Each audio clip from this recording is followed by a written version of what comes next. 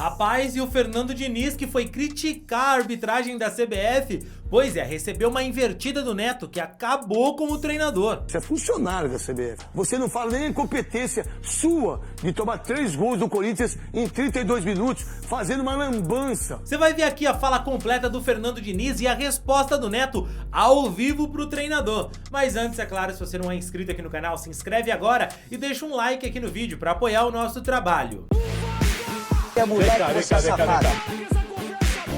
O Fernando Diniz na coletiva detonou a arbitragem, e antes de você ser influenciado pelo que o Diniz ou pelo que o Neto vão falar, eu quero saber a sua opinião real. Vamos lá, foi pênalti ou não foi pênalti do Fábio Santos em cima do jogador do Fluminense? Você acha que o Flu foi prejudicado? Comenta aqui agora que eu quero saber a sua opinião. Se liga o que o Diniz falou. É fazer o que fez hoje. O Fluminense está super focado nos jogos do Brasileiro. A gente, contra o Botafogo, eu acho que a gente, por ter sido muito próximo, existiu na semifinal da Libertadores uma descarga muito grande de energia física e emocional, e a gente não teve tempo para recuperar. E não eram só os jogadores, que nem foi o aspecto físico que foi preponderante, foi o aspecto emocional mesmo. Então a gente não teve energia suficiente para encarar o jogo do Botafogo, então a gente jogou abaixo das nossas condições. No jogo de hoje aconteceu o contrário. O Corinthians teve 2 chances, assim, erros nossos que a gente não costuma cometer, e o time estava extremamente focado. Hoje foi uma partida brilhante do Fluminense. O jogo todo, principalmente o segundo tempo. O segundo tempo foi muito lindo. Quem esteve aqui no Maracanã pôde acompanhar um jogo. O adjetivo correto é esse: brilhante ou espetacular, manchado muito pela arbitragem.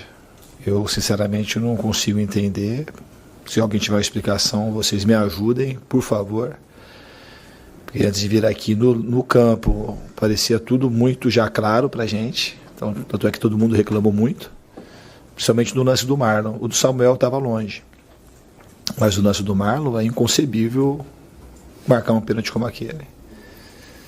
Inconcebível. Não dá pra gente entender como é que a pessoa consegue marcar um pênalti com tanta clareza numa disputa, o jogador saindo da área, o outro jogador vem e encosta, então se encostar na área é pênalti.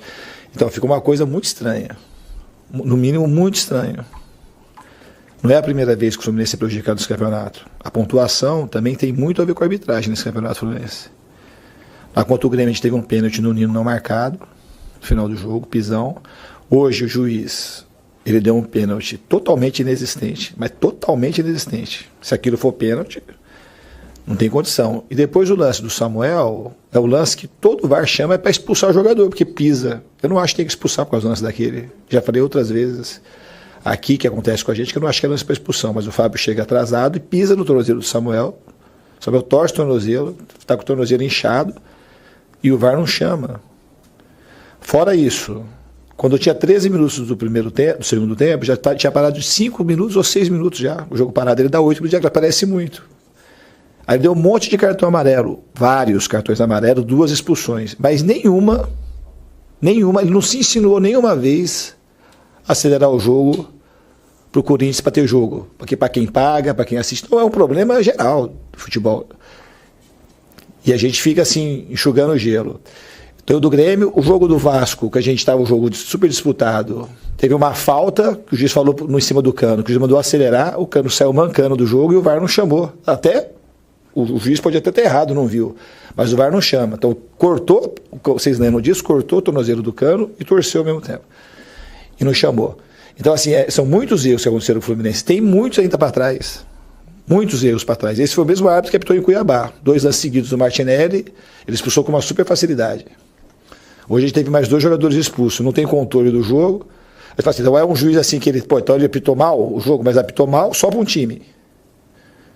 O critério dele era apitar mal só desfavorecendo o Fluminense. A gente não quer arbitragem que favoreça o Fluminense. A gente não quer jogar em Bragança e ser favorecido em nada agora. A gente quer que pare com isso, tem que ter um basta. E o CNM, que eu nunca citei o nome dele aqui, tem que tomar providência, porque não dá. Em relação ao Fluminense, não dá mais. Teve muitos jogos. Eu sei que outros times também já reclamaram, mas teve muito jogo do Fluminense, mas muitos jogos. Esse critério, então, de cera que os times fazem, o Corinthians fez o que quis hoje. Ele não chamou nem a atenção de ninguém para acelerar o jogo. Todo mundo caiu no chão, todo mundo saiu se arrastando para substituição. O Cássio parou o jogo várias vezes. Os caras caem, levantam, caem, aí a marca não entra, ele fica lá conversando. Pô, então não dá. Então ele penitencia quem quer jogar o jogo de futebol. Assim, e não dá mais, assim, a gente quer assim que tenha uma coisa, e não é só pro jogo, falando do Fluminense, que é aqui que eu trabalho aqui, e não dá para ficar calado perante isso, porque todo mundo trabalha muito pra gente ter uma arbitragem justa, ou se é uma arbitragem que ela é ruim, que ela seja ruim, para as duas, o juiz ele errou aqui, errou lá, mas quando erra só para um time, não dá, né? Em relação à não interferência do VAR, o VAR está para interferir quando tem que interferir. Eu não acho que o VAR tem que interferir toda hora, mas no lance, quando o cara comete 2 erros crassos como o de hoje, ele tem que interferir, tanto em um como em outro.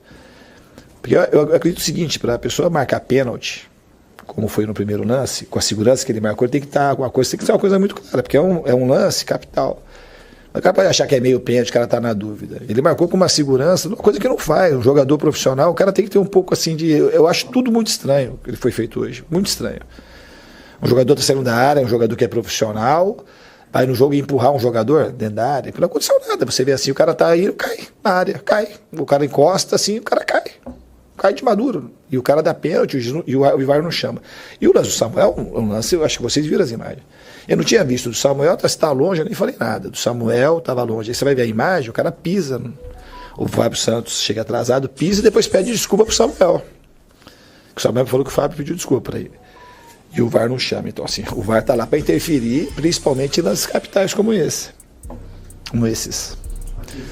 Bom, e depois de tantas declarações do Diniz, o Neto, é claro, acabou com o treinador lá nos donos da bola. Então, você como funcionário da CBF, você está falando mal da própria CBF, né? Que faz o Campeonato Brasileiro. Você é funcionário da CBF. Que, por sinal, eu acho que o Fábio Santos não tem que tomar um cartão vermelho. Amarelo. Ele tem que tomar amarelo porque você já pune dando pênalti.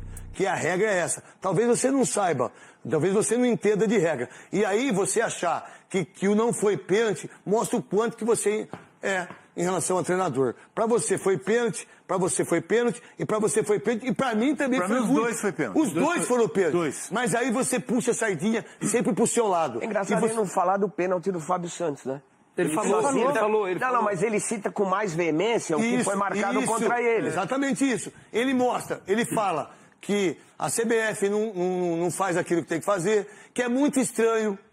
Muito estranho é Dalton, né? Que por sinal é um dos maiores compositores desse país. Dalton. E o Pedrinho, o Samuel Xavier torceu o tornozelo, não foi no do Fábio. Não foi do... Foi com o Pedrinho na lateral, entendeu? Foi com o Pedrinho na lateral. Até isso você está errado. Você está querendo colocar uma contusão em relação ao Fábio Santos, que não é um jogador violento e que pisou no pé.